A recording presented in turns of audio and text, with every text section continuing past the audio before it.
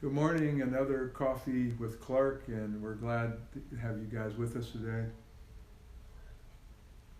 We're going to look at what is known as Holy Week, the days leading up to the resurrection, and an exciting time of year to worship the Lord and to be reflecting on the history and the hope we have in Jesus Christ in the midst of what we're dealing with right now. This really puts a lot of things in perspective as to why we were created and what God's plan is for the human race, and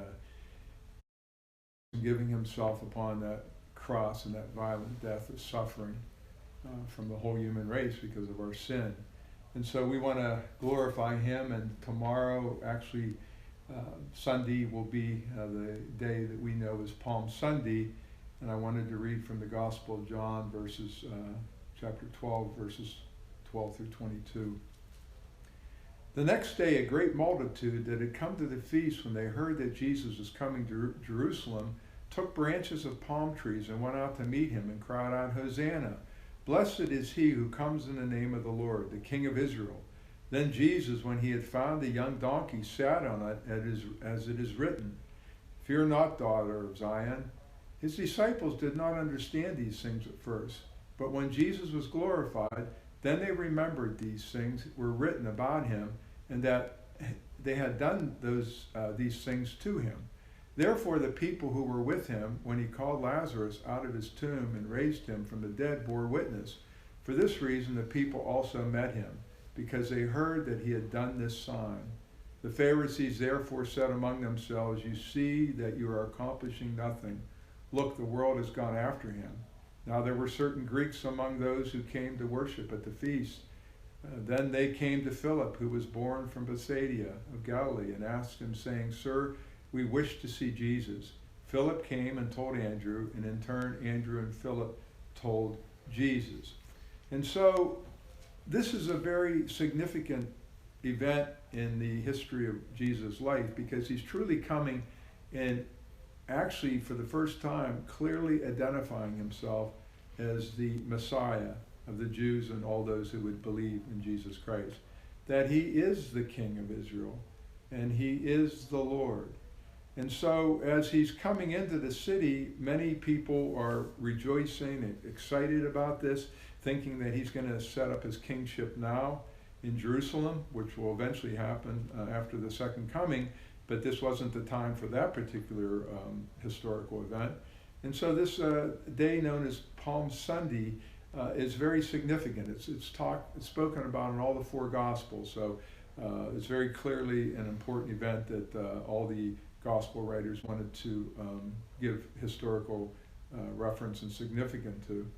And so they see this happening, and he's understanding at the same time as he's coming into Jerusalem that a few days later they'll be yelling, "Crucify him." So the Lord wasn't extremely overwhelmed at their praise and worship, because he knew what the future had in store for him. But he is the one who is the sacrifice, the Passover lamb that would eventually be sacrificed for us. The week prior to his crucifixion, all those in Jerusalem were preparing the lambs for slaughter to celebrate Passover on Thursday night, on Holy Week. And so they're taking palm branches, and the palm branches are very significant because they've become, throughout the history of Israel, a nationalistic symbol which always signaled to people the fervent hope that a messianic liberator was arriving on the scene. And when they say Hosanna, it means give salvation now. And it was a term of acclamation, of praise, occurring in Psalm 118, verse 26, which was familiar to every Jew, since that psalm was part of the Hallel, Psalm 113 through 118, sung every morning by the temple choir during the Feast of Tabernacles and associated with the Feast of Dedication. And so we miss being together. This time of year is special for Christians.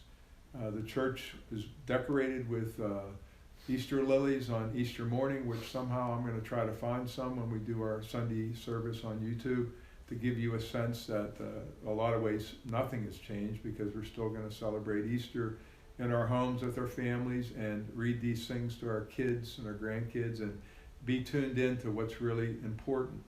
And so as you think about the significance of the history of what happened this week that we're celebrating now, we're going to take time each day to look at all these different events. Palm Sunday, on Monday, the cleansing of the temple. On Tuesday, the temple debates. On Wednesday, Judas agreeing to betray Jesus and the preparation of the upper room for the Passover. On Thursday, we'll cover the Last Supper. On Friday, the arrest and crucifixion of Jesus. And then on Saturday, we'll be preparing for the ultimate joyous day of the resurrection on Easter Sunday. So stay tuned. Again, spread these videos around to other people so they can take part in it. And read along with the references I gave you. Again, you can review John chapter 12, verses 12 through 22 to just stay up to date on what's happening each particular day leading up to the resurrection. God bless you guys.